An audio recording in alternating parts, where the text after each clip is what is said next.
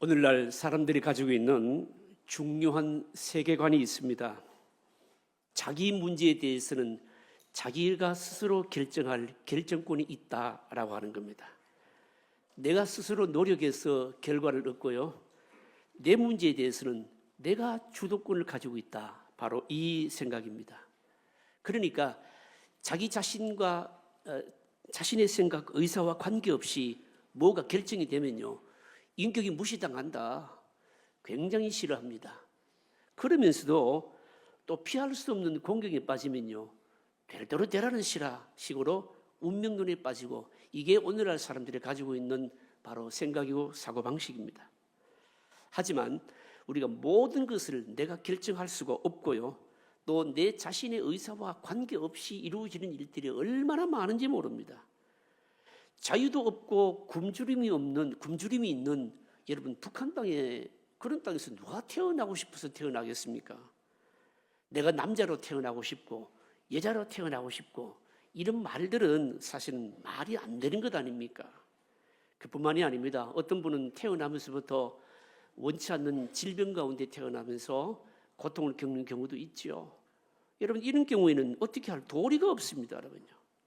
이런 것들은 우리가 전부 인정하고 하나님께서 주신 범위 안에서 최선을 다해서 사는 겁니다. 최선을 다해서 사는 것만이 아니고 바로 하나님의 계획과 뜻을 발견하면서 살아야 되는 겁니다. 이걸 잘 보여주는 것이 뭔가 하면요, 야곱의 바로 출생입니다. 오늘부터 우리가 야곱의 생애에 대해서 말씀을 듣겠습니다. 성경을 보게 되면 종종 아브라함과 이삭과 야곱의 하나님이라고 그렇게 말씀합니다. 아브라함의 하나님, 뭔 뜻일까요? 아브라함 하면 생각나는 것이 뭡니까? 그는 믿음의 조상이었고 말씀 하나 붙들고 자신의 삶 전체를 믿음으로 걸어갔던 사람 아닙니까? 아브라함의 믿음이 생각이 납니다. 이삭은 여러분 뭐가 생각나십니까? 별로 떠오르는 것이 없고, 제가 생각할 때는 아버지가 너무 믿음의 사람이니까 아버지가 가졌던 그 믿음의 복을 다 누리면서, 그러면서 이제 별 조용하게 그렇게 살았던 생애인 것 같습니다. 반면에 여러분, 야곱은 어떻습니까? 야곱은요, 파란만장한 창세기 47장에 보시면 자기 고백대로 험악하게 인생을 산 사람입니다. 말하자면 어떻습니까? 인간적인 냄새가 어마어마하게 나는 바로 그런 사람이었던 겁니다. 그럼에도 불구하고 여러분, 이 야곱은요, 구약성에서 중요한, 우리의 믿음의 중요한 바로 족장으로 남고 있거든요. 그 이유가 여러분 뭘까요? 일단 이스라엘의 12지파가 야곱의 바로 이 아들들입니다. 아울러서 야곱은요, 우리하고 비슷한 부분이 너무 많다는 겁니다. 한 사람이요, 하나님의 백성으로 바로 성장해 나가고 성숙해 나가고 자라가는데, 변화되어 가는데 그 모습을 너무너무 잘 보여준다는 거죠. 하나님의 자녀이면서도 변화되기를 싫어하는 속성, 부패한 내면의 본성을 잘 보여주고 있는 겁니다. 지속적인 실패와 좌절 속에서도 하나님의 은혜가 그를 붙들어서 하나님의 백성으로 만들어간다. 이걸 보여주는 것이 바로 여러분, 야곱의 바로 생애였던 것입니다. 그런 의미에서 이 야곱의 생애를 통해서는요, 여러분, 우리가 참 하나님을 믿는다고 하면서도 하나님 앞에서 어떤 모습인가를요, 잘 보여주고요, 하나님의 은혜가 다스려져야 된다라고 하는 것을 보여주는 삶인 겁니다. 야곱의 삶을 통해서 저와 여러분들이 이런 은혜를 다시 한번 누리고, 그리고 하나님 앞에 있는 내 모습을 다시 한번 더 생생하게 바라볼 수 있는 그런 은혜가 있으시기를 바랍니다. 첫째로 오늘 생각할 것은 리브가의 바로 난임입니다. 이삭은요, 아브라함이 노년에 얻은 약속의 아들입니다. 그냥 아들이 아니고 약속의 아들입니다. 그리고 이삭은요, 이미 우리가 다 살폈지 않았습니까? 그의 결혼도 아주 독특했습니다. 하나님의 섭리 속에, 하나님의 축복 속에 리브가를 만났는데, 하나님께서 굉장히 이 바로 이삭의 결혼을요, 하나님이 인도하신 겁니다. 아브라함에게 주신 약속이 뭡니까? 그 후손들이요, 바로 하늘의 별처럼 많게 해주시겠다 약속하셨습니다. 이삭이요, 오늘 20절의 본문에도 나옵니다만 40세에 결혼했습니다. 여러 가지를 종합해 볼 때 우리가 이 특이한 것이 있습니다. 약속의 아들이었고 아브라함을 통해서 주신 후손에 대한 약속도 있었고 그의 결혼도 축복 속에 하나님 인도 속에 했고 그런데도 불구하고 40세에 결혼했는데 20년 동안이나 아이가 없었다라고 하는 겁니다. 결혼도 늦었는데 그러니까 이 40세에 결혼했는데 결국은 60세에 여러분 아들 낳게 되었으니까 20년 동안이니까 여러분 아버지 아브라함과 비슷한 뭡니까? 이런 자식의 문제 때문에 기도거리가 있었다 이거 아니겠습니까? 여러분요. 20년 동안이나 아이가 없자 결국은요 여러분 이삭이 이 문제를 놓고 바로 기도하고 있는 겁니다. 이 21절에 보시면 이삭이 그의 아내가 임신하지 못하므로 그를 위하여 여호와께 간구하며 여호와께서 그의 간구를 들으셨으므로 그의 아내 리브가가 임신하였더니 여기에 여호와께 간구하였다 이 말씀을 여러분 우리는 그냥 들으면 안 되는 겁니다. 여러분 이삭의 신앙이 어떤 신앙일까요?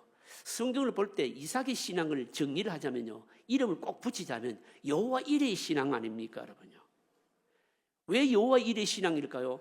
모리아 산에서 죽을 뻔하다가 살아났잖아요 여러분. 완전히 제물로 바쳐질 뻔했는데 하나님께서 다 예비하고 준비해 놓으셔서 살아났지 않았습니까? 이삭이 깨달은 게 뭘까요? 하나님의 때에 하나님의 방법으로 하나님께서 다 알아서 하시는구나. 죽을 뻔하다가 살아난 이 체험이 바로 이삭으로 하여금 바로 이런 신앙을 갖게 한 거였습니다. 그래서 이삭은요 아들이 없더라도 또 하나님의 때에 하나님이 정하신 방법으로 하나님이 주실 거야. 그렇게 기다렸는데 그 세월이 얼마라는 말입니까? 20년이라는 겁니다. 그런데 아무리 여호와의 일의 신앙을 가졌지만 20년 동안에는 아들이 없자 결코 이삭이 하나님께 바로 기도했다라고 하는 겁니다. 여러분요. 여러분 이게 우리에게 뭘 말씀하는 것일까요? 문제가 생겼을 때 시비를 가리고요 원망하기보다는 하나님 앞에 엎드리는 것이 이게 여러분 족장들의 바로 믿음이었다는 것이요 여러분요. 자녀들의 문제 일어날 수 있습니다 여러분요. 자녀들의 문제 여러분 끊임없고요 많기도 하지 않습니까 여러분요. 갈등하고 힘들고 때로는 무거운 짐이기도 합니다. 그러나 그럴 때 우리가 해야 될 것이 뭔가 하면 바로 다름 아닌 여호와 앞에 기도하는 거죠 여러분요. 아울러서요 여러분 이 이삭이요 리브가가 아이를 빨리 얻지 못한 것 여러분 믿음으로 맡겼음에도 불구하고 응답이 이렇게 빨리 자녀가 빨리 안 생기는 이유가 뭐겠느냐라고 하는 겁니다. 여기는요 하나님의 특별하신 뜻이 있는 겁니다. 이 문제에 대해서 관심을 집중시키고 이 문제가 중요하다. 바로 하나님께서 일깨우시기 위한 것이었습니다. 우리는요 때로 믿음으로 산다 하면서도 어떤 중요한 문제에 하나님께 맡긴다 그리 하면서 방관자 입장에서 또 아니면 무관심하면서 그 문제에 대해서 잊어버릴 때가 있습니다. 그러면서 나의 바로 육신적인 것을 자꾸 움켜쥐고 여러분 이럴 때가 많이 있죠 여러분요. 하나님께 맡긴다 그리 하면서도 내 욕심으로 달려갈 때가 여러분 얼마나 많습니까? 중요한 문제를 하나님께 맡긴다 그렇게 하면서 그러면서 내 육신 좋을 대로 사람 만나고 그리고 또 나의 육신적인 일에만 열중하고 그럴 때가 있잖아요 여러분요. 그때 하나님께서 사실 우리로 하여금 다시금 일깨우면서 방관자의 입장에서 다시금 돌아서라 그렇게 하기 위해서요 중요한 문제에 대해서 응답을 안 해주실 때가 있다는 거죠 여러분요. 여러분 저절로 모든 것이 다 이루어지면 어떨까요? 하나님의 은혜가 값싼 은혜가 되는 겁니다. 자식이나 건강이나 직장이나 어떤 경우에는요 기도하게 하시는 바로 이 일이 있을 때 여러분 그런 기도 속에는요 그런 일 속에는 하나님께서 특별히 깨우치심이 있다는 것을 기억해야 되는 겁니다. 그렇다면 여러분 이삭에게 리브가에게 여러분 아이를 이렇게 느껴주시면서 깨닫게 하시고 깨우치시려고 하는 것이 여러분 뭘까요? 여러분 아브라함의 경우에는요 이 아들을 느껴주신 이유가 여러분 있었죠. 아브라함은 바로 약속의 자손은 자연 발생적으로 출생하는 것이 아니고 하나님의 말씀으로 만들어진다. 이것 때문에 아들을 느껴주신 겁니다. 아브라함과 사라가요 너무 늙어서 인간의 상식으로는요 아이를 가질 수 없는 때에 하나님의 말씀의 능력이 여인의 몸속에, 사람의 몸속에 뭔가 역사함으로 잉태된 아들이 뭡니까? 이삭아닙니까? 그러니까 아들을 늦게 주시면서 이삭을 통해서 하나님의 백성은 자동적으로 만들어지는 것이 아니라 말씀의 능력으로 만들어진다. 이거 깨우치게 하시기 위한 것이죠. 그렇다면 여러분, 이삭과 리브가가 이 아들을 늦게 주시는 이유는 여러분 뭘까요? 여기에도 뜻이 있다는 거죠, 여러분요. 무슨 뜻일까요, 여러분요? 같은 아들이라도, 심지어는 쌍둥이라 하더라도 각 사람에 대한 하나님의 다른 계획이 있다. 사실은 이걸 가르쳐주고 깨우쳐 주시기 위해서인 겁니다, 여러분요. 같은 아들입니다. 한 어머니입니다. 그러나 하나님께서 이들이 태어나기도 전에 근본적으로 이들에 대해서 다른 계획을 가지고 있다는 거예요. 그래서 하나님께서 나를 사랑하심에도 불구하고 나의 필요를 빨리 채워주시지 않으시고요, 오래 기다리게 하실 때 생각해야 됩니다. 하나님께서 이 부분에 뭔가를 알려주시고 뭔가를 깨우쳐 주시고 뭔가를 지금 내가 알지 못하는 하나님의 계획이 있구나, 이걸 알아야 된다는 거죠, 여러분. 하나님은요 분명히 여호와 일의 하나님이십니다. 그럼에도 불구하고 나의 필요를 채워주시지 않는 것은 나를 사랑하지 않아서가 아니라는 거죠. 아무리 정해진 하나님의 뜻이라 할지라도 그것을 위해서 기도할 필요가 있다는 겁니다. 사랑하는 성도 여러분, 여러분들의 삶의 힘든 문제, 이것만 꼭 해결되었으면 좋겠는데 너무 중요한 문제, 그 문제에 빨리 뭔가 하나님의 손길이 없을 때 여러분 다시 한 번 더 기대를 가지고 하나님의 다른 뜻을 찾고 그러면서 기다리는 것이 필요하다는 거죠. 여러분 이런 믿음 가지시기를 바랍니다. 여러분요. 둘째로 생각할 것은 뱃속의 두 아들입니다. 하나님께서 이삭의 기도를 들으시고요, 마침내 리브가가 임신을 하게 되었습니다. 여러분 이런 기도의 응답은 너무너무 기쁘죠. 감사할 일 아닙니까? 20년 동안 아이가 없었는데 기도를 했더니요 임신이 덜컥 됐으니까 얼마나 기쁘겠습니까? 그런데 문제는요, 뱃속에 아이가 잉태를 했는데 이 아이가 자라면서 문제가 생기게 된 겁니다. 무슨 문제일까요? 22절에 보시면 나옵니다. 한번 보실까요? 22절입니다. 22절 같이 읽으실까요? 그 아들들이 그의 태 속에서 서로 싸우는지라 그가 이르되 이럴 경우에는 내가 어찌할꼬 하고 가서 여호와께 묻자온대. 20년 동안 아이가 없더니 기도를 했는데 하나님께서 쌍둥이를 주신 겁니다, 여러분요. 얼마나 기쁩니까, 여러분요. 그런데 문제가 뭡니까? 이 쌍둥이가요 뱃속에서 자라면서 그냥 무지무지하게 바로 싸우는 겁니다. 리브가가 하는 말이요, 이럴 경우에는 내가 어찌할꼬. 이 다른 영어 성경 번역을 보면요, 도대체 이러면 도대체 내가 어떻게 살꼬, 그렇게 번역한 성경도 있습니다, 여러분요. 태에서 이 갓난 아이들이요 막 요동질을 하게 되는데 산모가 막 거의 죽을 지경인 겁니다, 여러분. 요즘 같으면 병원에 가서 초음파 한번 해보면 되지 않겠습니까? 무슨 일인지. 그런데 여러분 고대에는요 그렇지 못했기 때문에 이게 산모로서는요 얼마나 심각한지 모릅니다. 원래 여러분 임신을 하게 되면 산모는요 그렇지 않아도 걱정이 많잖아요. 아들일까 딸일까, 손가락 발가락 10개 달려가 나올까, 또 뭐 이 해산을 할 때 이 산통은 어떻게 감당할 수 있을까, 뭐 이런 바로 걱정이죠. 그런데 리브가에는요 이런 문제가 아니라 태어나기도 전에 태중에서부터 참을 수 없는 일이 벌어지고 있는 겁니다.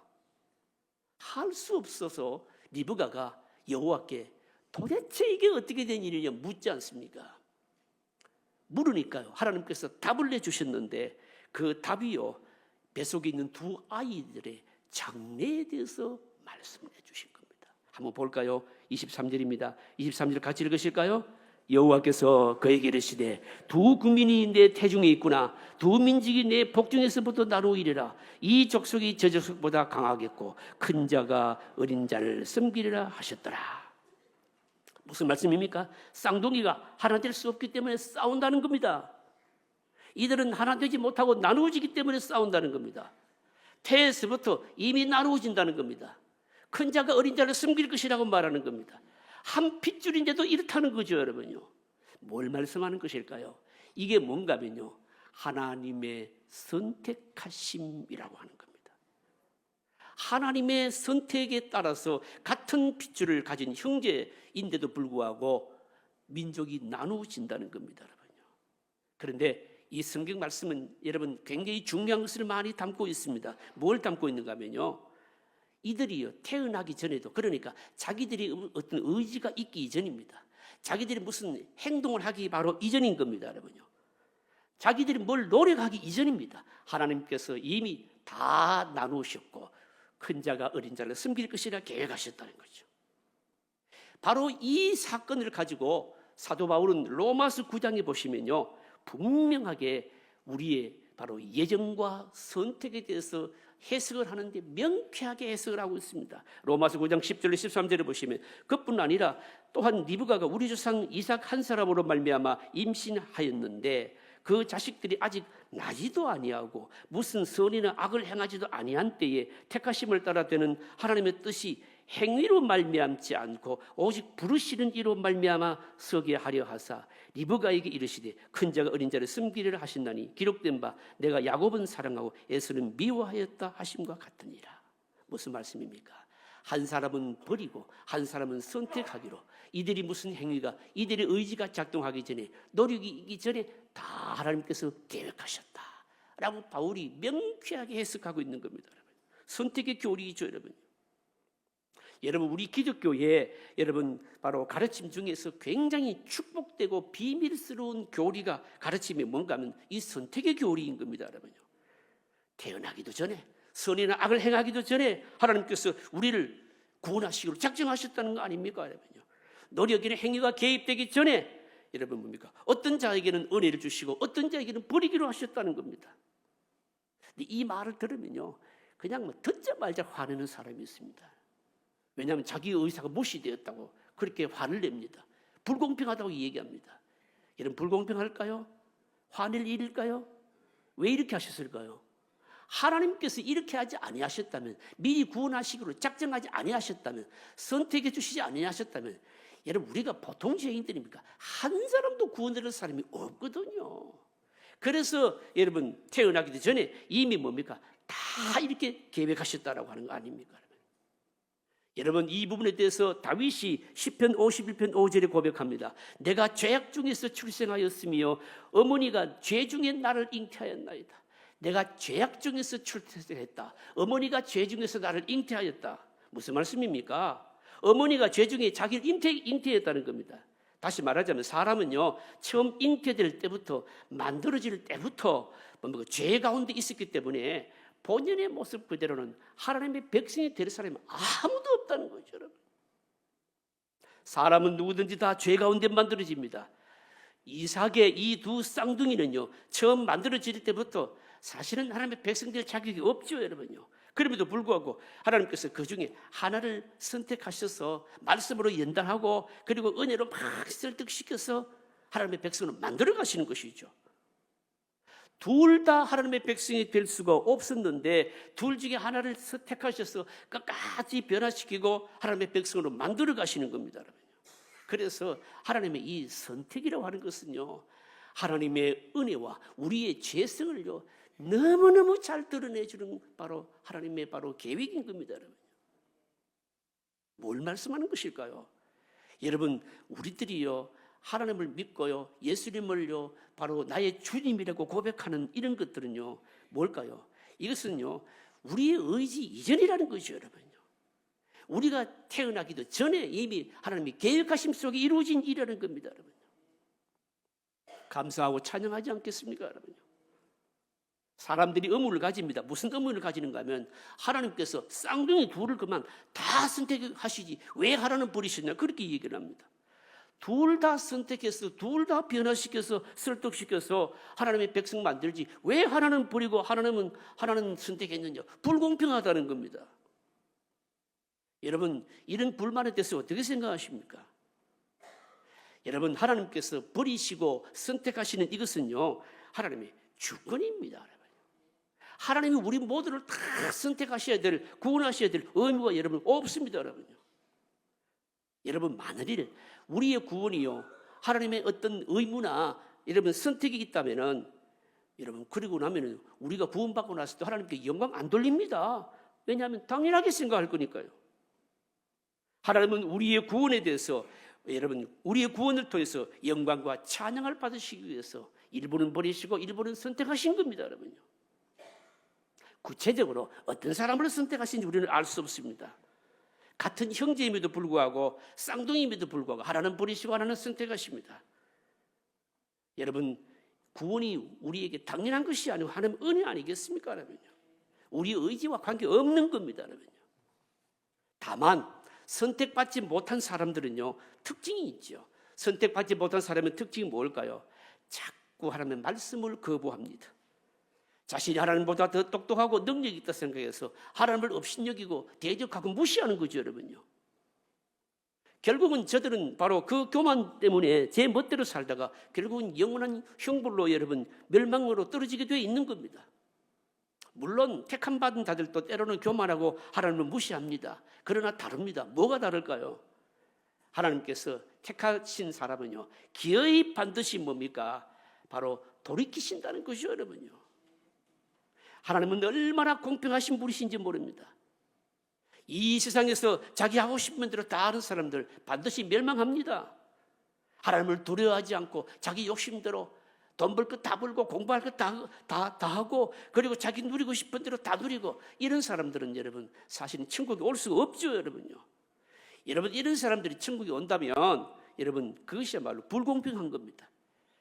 이 세상에서 제 멋대로 다 하면서 다른 사람을 업신여긴 사람들은 천국 문 가까이도 못 와야 되는 거 아니겠습니까? 택함 받은 사람은요, 하나님께서 어떻게 하십니까?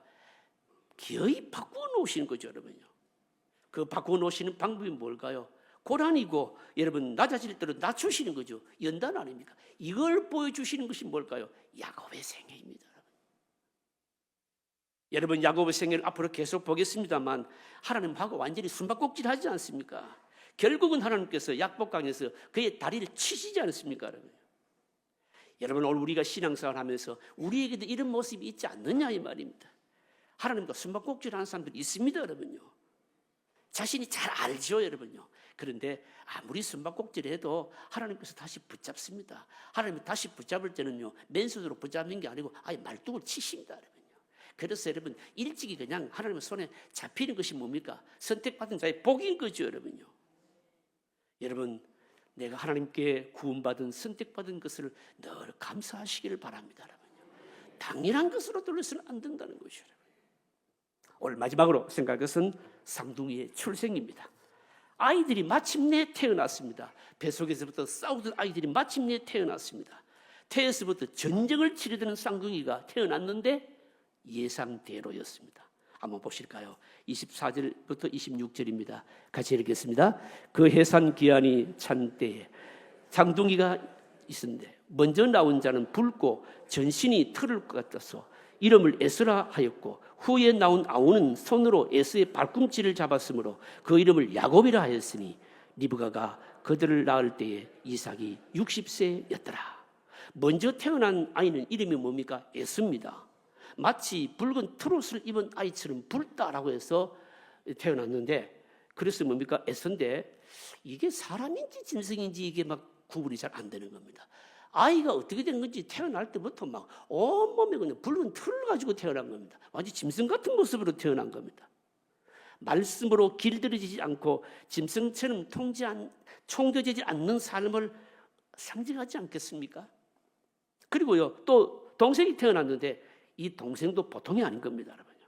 어떻게 태어났습니까? 이 동생은 보면요 형보다도 한술 더 뜹니다. 형의 뒷발꿈치를 놓지 않고 잡고 태어났습니다. 원래 야곱이라고 하는 말은요 발꿈치를 뜻하는 히브리 말 야켓에서 온 것인데 그래서 야곱 그러니까 발꿈치를 잡았다. 이 발꿈치를 잡았다는 뜻도 있지만 상대방을 속인다라고 하는 그런 의미로도 사용되었습니다. 태에서 처음 나오는 아이가 뭐가 힘이 있어가지고 앞에 나오는 아이의 발꿈치를 그렇게 놓치지 않고 잡고 태어나겠습니까? 이 야곱의 모습을 보여주지 않습니까? 뱃속에부터 싸우면서 발꿈치를 잡고 나왔다. 야곱의 이 인생은요 그야말로 일생 동안 경쟁하면서 자기 욕심대로 사는 이런 모습의 단면을 태어날 때부터 보여준다는 거 아니겠습니까? 여러분 어떻습니까? 하나는 짐승 같고 하나는 뭡니까? 완전히 그냥 이 이 사기꾼 같은 모습으로 태어났는데 그러니까 싸우죠, 여러분요. 그런데 더 놀라운 것이 뭘까요? 사실은 짐승 같은 자도 사기꾼 같은 자도 다 하나님 앞에 합당하지 않지 않습니까? 그런데 놀라운 것은 하나님께서 사기꾼 같은 야곱을 택하셨다는 거 아닙니까? 우리 같으면요, 사기꾼 같은 자들보다는 짐승 같은 자가 나을 것 같은데 하나님은 뭡니까? 짐승 같은 자를 버리고요, 사기꾼 같은 자를 택하였다는 겁니다, 여러분요. 이게 뭘까요? 놀라운 은혜라는 거죠, 여러분요. 이게 누구의 은혜가 아니고 우리에게 주신 은혜라는 거죠, 여러분요.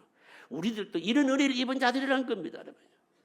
여러분, 저와 여러분들이 하나님의 백성이 된 것, 그럴 만한 이유가 있었을까? 아닙니다, 여러분요. 가만히 생각해 보면요, 내 노력과 관계없이 이루어진 일들, 여러분 굉장히 많지 않습니까? 여러분? 야곱 같은 은혜죠, 여러분요.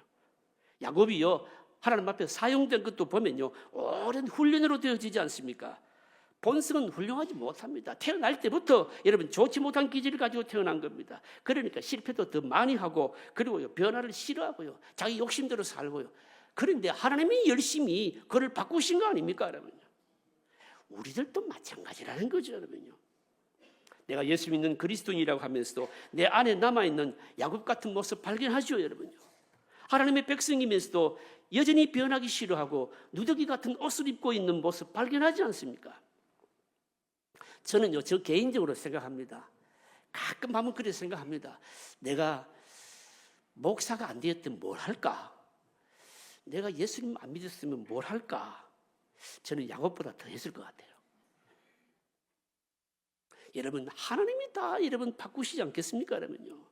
성경을 보면요, 구약 성경을 보면 하나님께서 야곱에게 두 가지 별명을 주셨거든요. 하나는 뭔가 하면요, 이사야 41장 14절에 상반절에 나오는데 버러지입니다.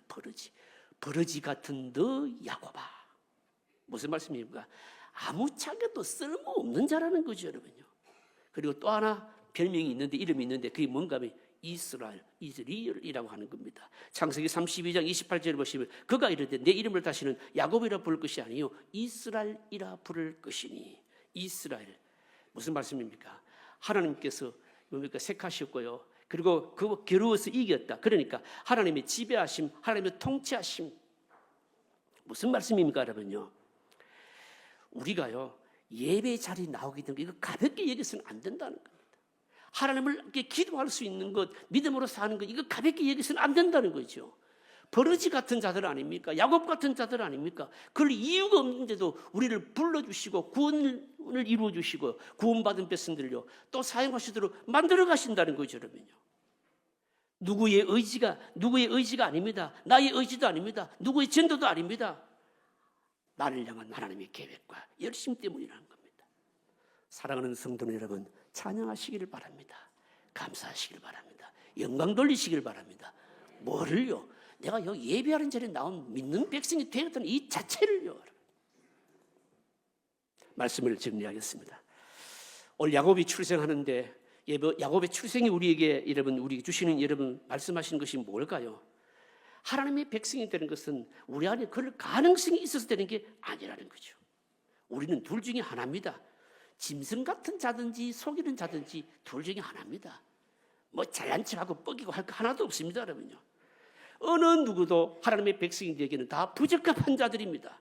그러나 하나님께서 뭡니까? 부적합한 자 가운데 바로 나를, 야곱 같은 나를 선택해 주셔서 구원을 주시고 구원을 이루어 가신다.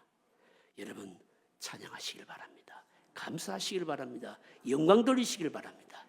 그리고 아무리 힘들고 아무리 어렵고 아무리 이해할 수 없는 일이 있다 할지라도 내 삶에 대한 모든 것이 하나님의 손안에 있다는 것을 알고 불안, 두려움 떨쳐버리고 더 믿음으로 살아야 된다, 이겁니다. 이런 은혜가 저와 여러분들에게 충만하시기를 주의 이름으로 축복합니다. 통성으로 기도하겠습니다.